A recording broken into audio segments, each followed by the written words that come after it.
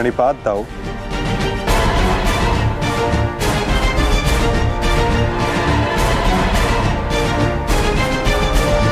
प्रणिपात गुरुदेव।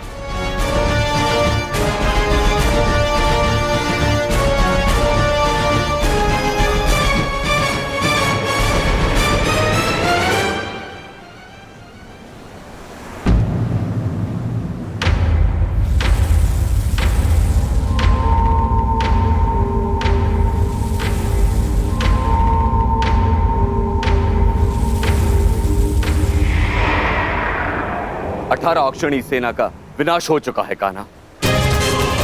आर्यव्रत के सभी महारथी काल के गाल में समा चुके हैं। अब और कितनी आहुति दी जाएगी इस युद्ध में कान्हा? उत्तर दो। बंद करो ये विनाश, बंद करो ये महाभारत अब।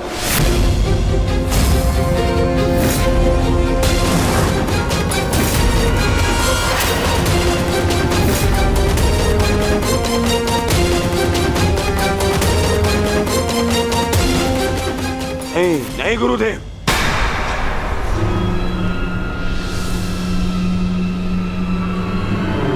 मैं इतना कुछ खो चुका हूं कि अब जब तक मेरा प्रतिशोध पूर्ण ना हो जाए यह युद्ध समाप्त नहीं हो सकता।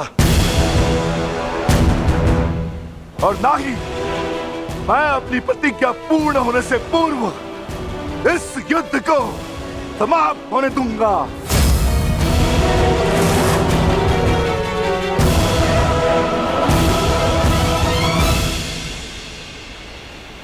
तुमने जो प्रतिज्ञा दुर्योधन के लिए ली है, अब उसका पूर्ण होना असंभव है।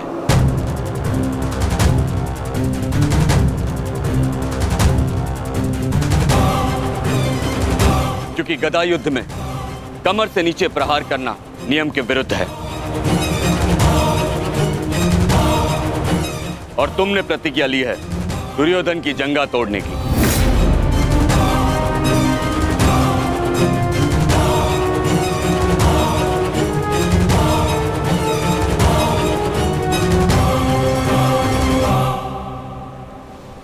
कैसी अनीति दाऊ।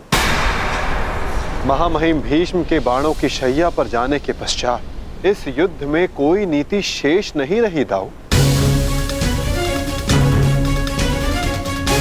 और फिर आपने तो स्वयं को इस युद्ध से विमुख रखा था ना। आप इस युद्ध में भाग नहीं ले सकते दाऊ।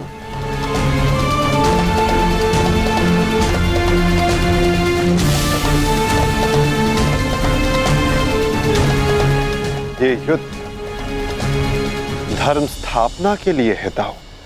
मैं यही तो देखने आया हूं कान्हा कि इस धर्म स्थापना की युद्ध में कोई अधर्म ना हो।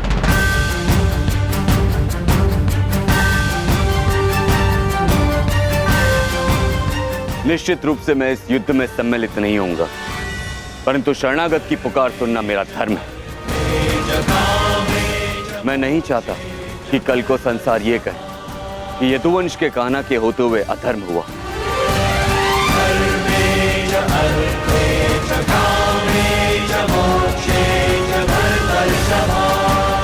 यदि ये दोनों युद्ध करना चाहते हैं तो करें।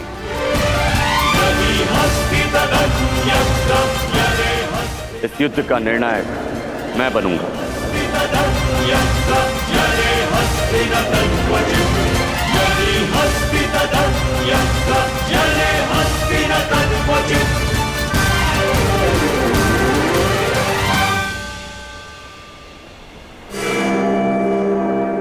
और स्मरण रहे, जिसने भी इस युद्ध में नियमों का उल्लंघन करके विजय पाई, उसे मैं स्वयं अपने हल से समाप्त कर दूंगा।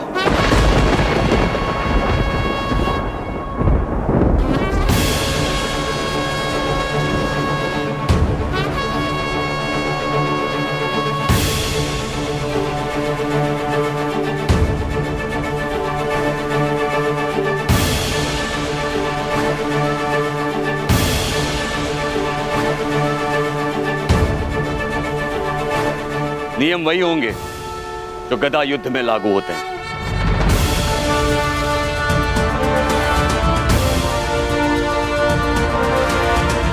और युद्ध में कोई भी कोई भी योद्धाओं के मध्य नहीं आ सकेगा।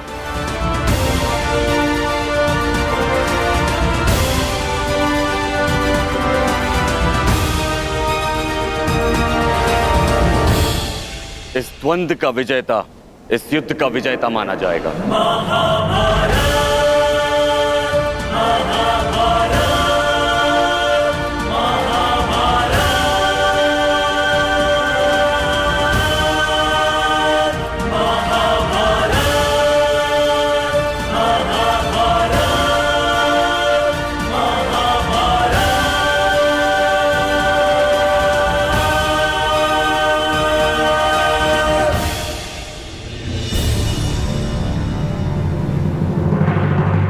अब धर्म स्थापना का भार तुम्हारे कंधों पर है विकोदर।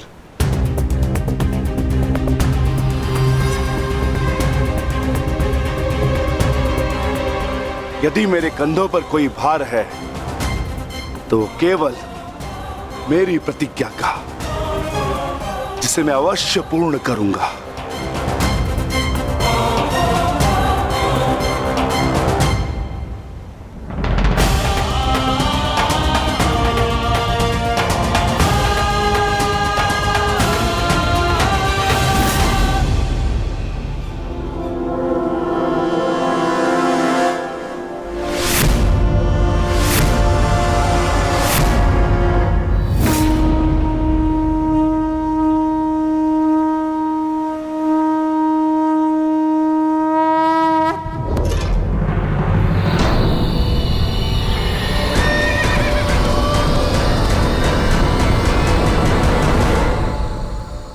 युद्ध प्रारंभ करो।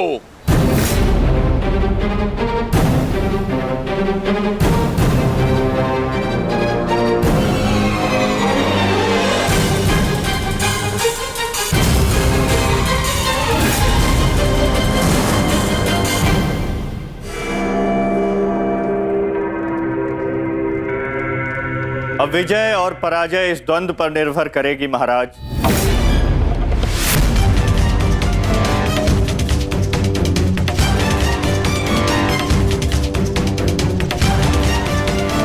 एक ओर प्रतिशोध है तो दूसरी ओर प्रतिज्ञा।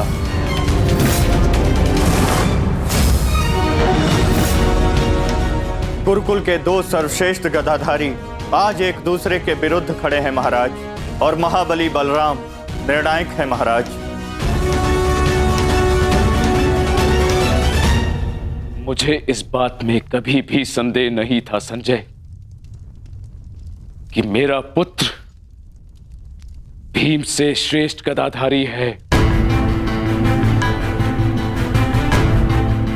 मुझे पूर्ण विश्वास है कि मेरा पुत्र भीम को अवश्य परास्त करेगा।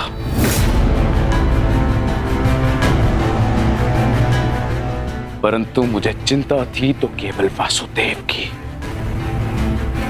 कि कहीं वो किसी प्रकार का छल ना करे। परंतु अब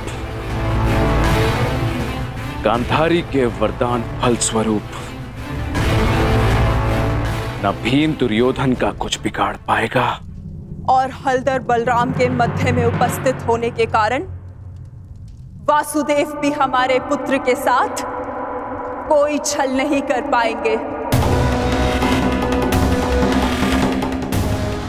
हस्तिनापुर में उत्सव की तैयारी करो। मेरा पुत्र इस संसार का सबसे बड़ा युद्ध जीत कर आने वाला है। हाँ, तैयारी करो।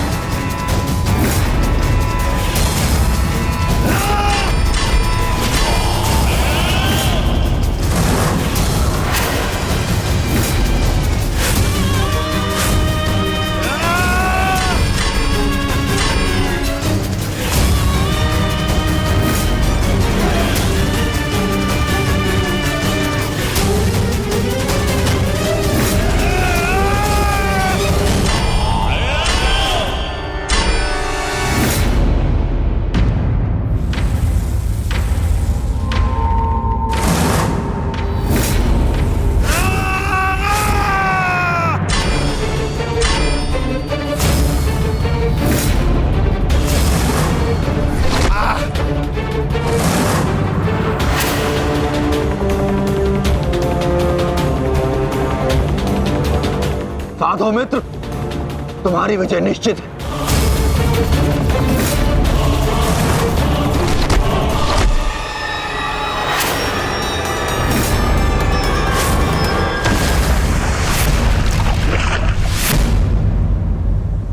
माधव, यदि ऐसा ही चलता रहा तो भीम दुर्योधन के आगे अधिक समय तक टिक नहीं पाएगा। ये द्वंद्व पूर्ण रूप से दुर्योधन के पक्ष में है।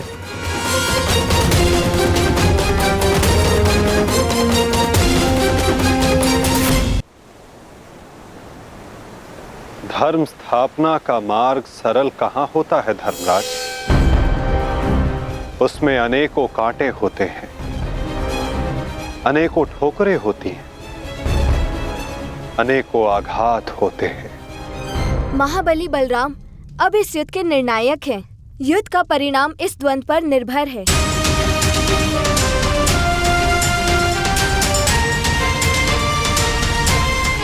माधव,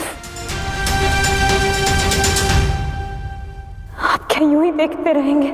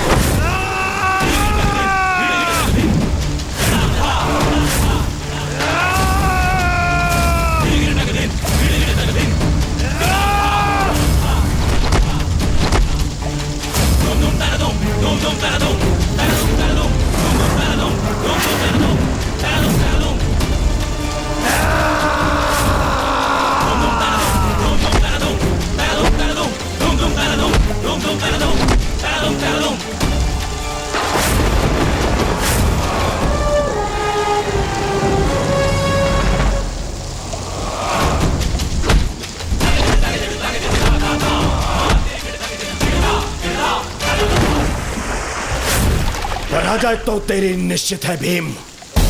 फिर क्यों पराजय के साथ साथ मृत्यु का भी आह्वान कर रहा है? टेक दे, मेरे समक्ष अपने घुटने टेक दे, अन्यथा आज तेरा जीवन मृत्यु के समक्ष घुटने टेक देगा।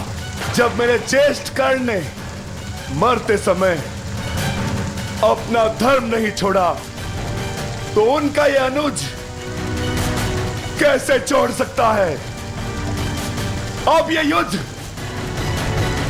हम में से किसी एक के मृत्यु के पश्चात ही समाप्त होगा। नहीं, वो तेरा ज्येष्ठ नहीं था, कोई संबंध नहीं था तुम्हारे साथ में उसका, क्योंकि कोई अनुज अपने ज्येष्ठ की इस तरह मृत्यु नहीं करता, वो भी छल से। वो केवल मेरा था, मेरा मित्र था वो। तुम्हारा उसके साथ में कोई संबंध नहीं था कोई संबंध।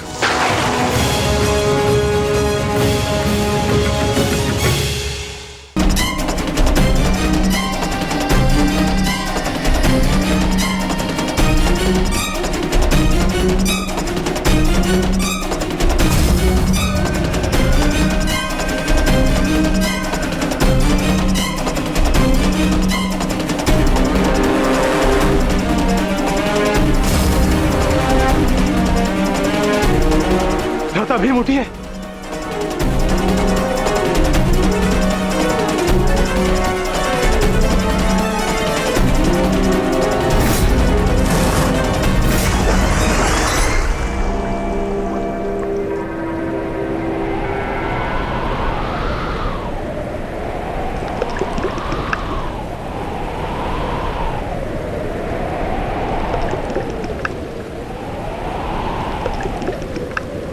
उठिए भ्राता भीम, उठिए भ्राता भीम, उठिए भ्राता भीम।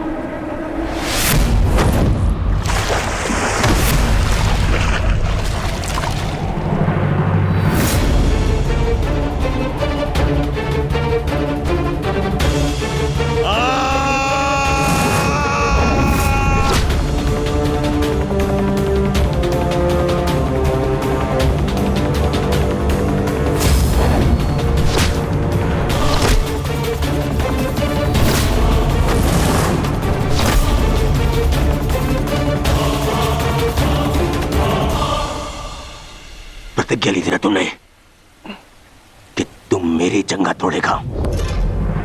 आज मैं प्रतिज्ञा लेता हूं, तुझे मारने के पश्चात, उन पांडवों का वध करने के पश्चात, उस 5 पतियों वाली पांचाली का पूरे कुरु सभा के बीच फिर से वस्त्रहरण करूंगा और अपनी इसी जंगा पर बिठाऊंगा।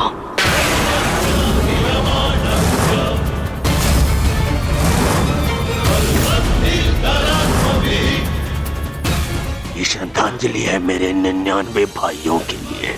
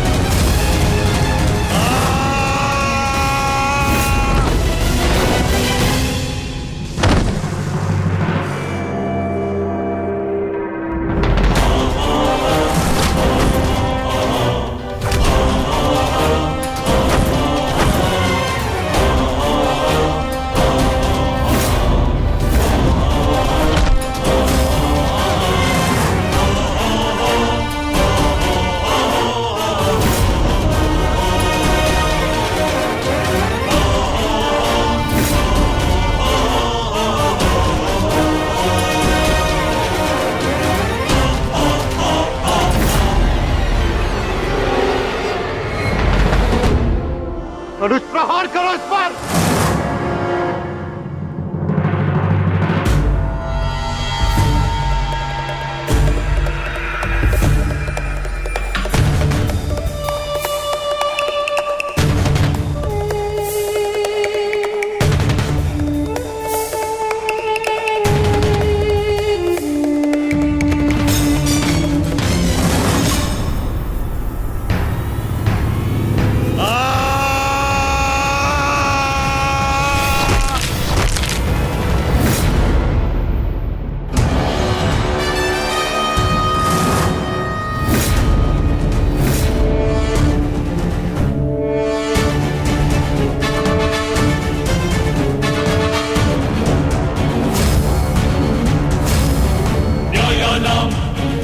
अधिकाराणां प्राप्त्यर्थं साम्राज्यर्थं न्यायानाम् अधिकाराणां प्राप्त्यर्थं साम्राज्यर्थं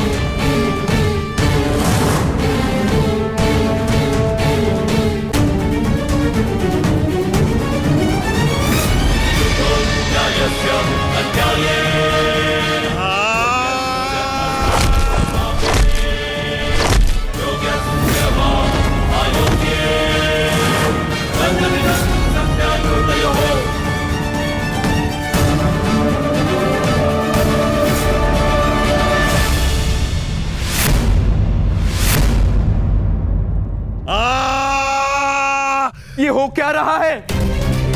स्वयं महाबली बलराम के होते हुए इस प्रकार नियम का उल्लंघन कैसे हो सकता है? बलराम को कुछ करना होगा। ये छल है बॉस।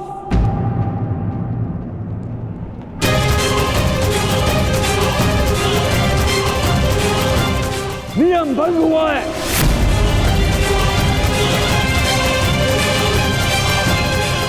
रुक जाइए दाऊ।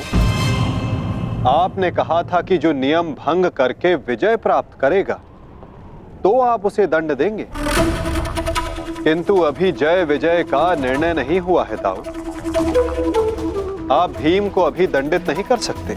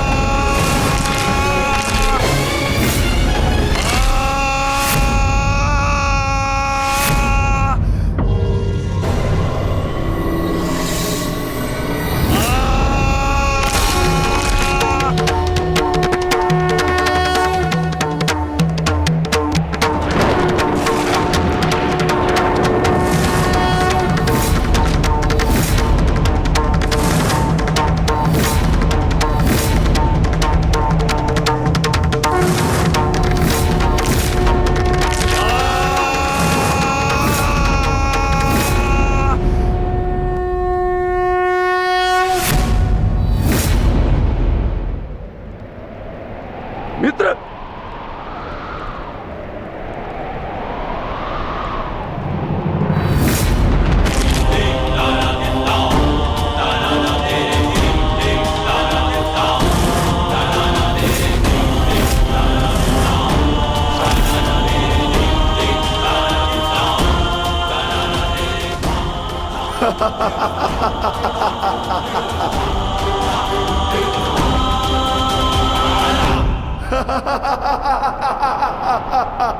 अंत हो गया, अधर्म का अंत हो गया।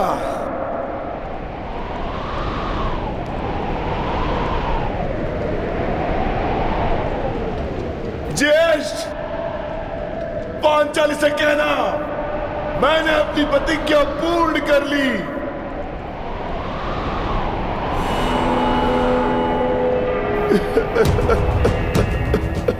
मैंने अपनी प्रतिज्ञा पूर्ण कर ली, पूर्ण कर ली, पूर्ण कर ली।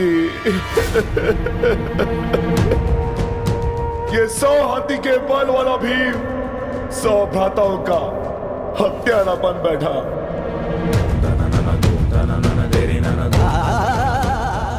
आज ये देवपुत्र अपने भ्राताओं का रक्त पीने वाला राक्षस बन बैठा।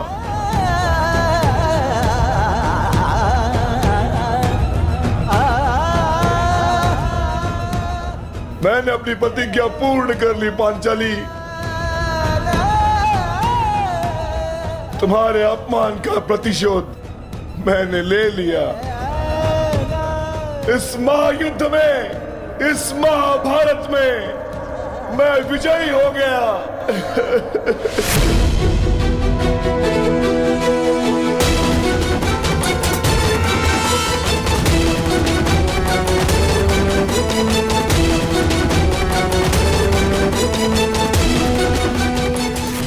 इस महायुद्ध में, इस महाभारत में मैं विजयी हो गया। परंतु आज स्वयं को हार गया ये वृकोदर भीम। हार गया ये वृकोदर भीम।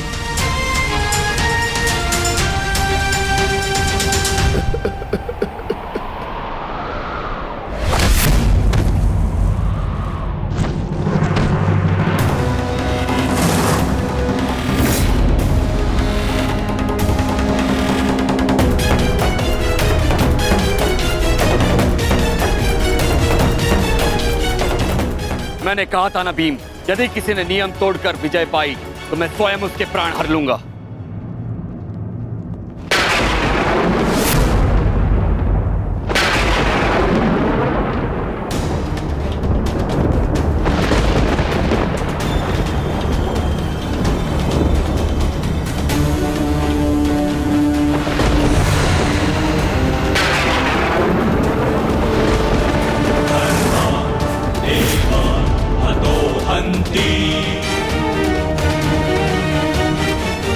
तुमने दुर्योधन की जंगा पर प्रहार करके द्वंद का नियम तोड़ा है भीम। अब मैं तुम्हें जीवित नहीं छोड़ूंगा। धर्म स्थापना के लिए यह आवश्यक था और मेरी प्रतिज्ञा पूर्ण होने के लिए भी। माधव ने मुझे मार्ग दिखाया, परंतु यदि माधव के ज्येष्ठ मुझे यम के मार्ग पर भेजना चाहते हैं तो मैं उसके लिए भी सच्चा हूं। श्री बलराम। हाँ बलराम, अंत कर दो इस दुष्ट का। ये हत्यारा है। इसने मेरे 100 पुत्रों की निर्दयता से हत्या की है। जिन पांडवों ने मेरे वंश के वृक्ष की जड़ों को काटा है, काट डालो उनके वंश के वृक्षों को। ये क्या अनर्थ हो गया महादेव। आपके दिए गए वरदान के पश्चात भी ये माता अपने पुत्र, अपने दुर्योधन को उस कृष्णा के छल से नहीं बचा पाए। ये कैसा न्याय है आपका। इसने 100 पुत्रों के गर्वित पिता को पुत्रहीन कर दिया। इसने एक अंधे के सभी स्वप्नों को अंधकार में डाल दिया।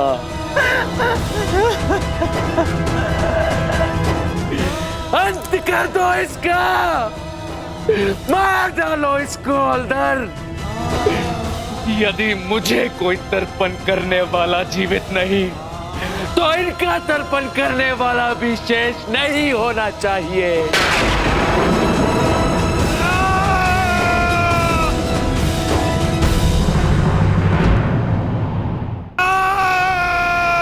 एक क्षण रुक जाइए दाऊ।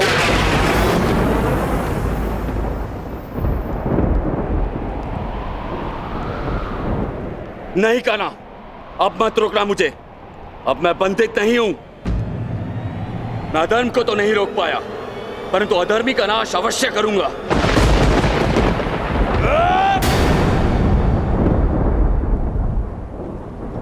किंतु अधर्म कहां हुआ है दाऊ?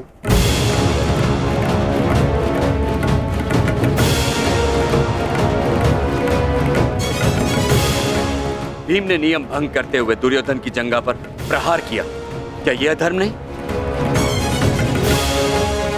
तुमने स्वयं अपनी आंखों से देखा है कान्हा, फिर भी तुम मुझसे प्रश्न कर रहे हो? आता हूं, क्योंकि ये प्रश्न उचित है।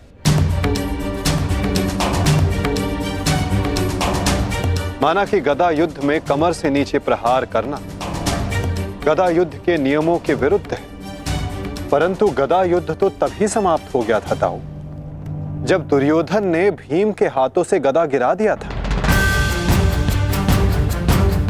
किंतु उसके पश्चात क्रोध के कारण दुर्योधन निहत्थे भीम पर निरंतर गदा से प्रहार करते रहे। क्या यह उचित था ताऊ?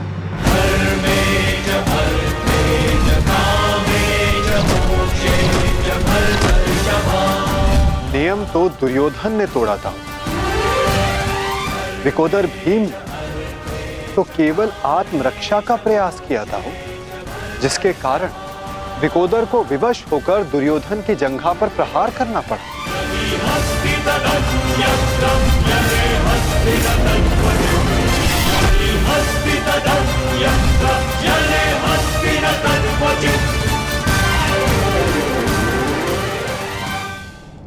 और दाऊ, स्मरण रहे, नियमों को भंग करना तो दुर्योधन ने प्रारंभ किया।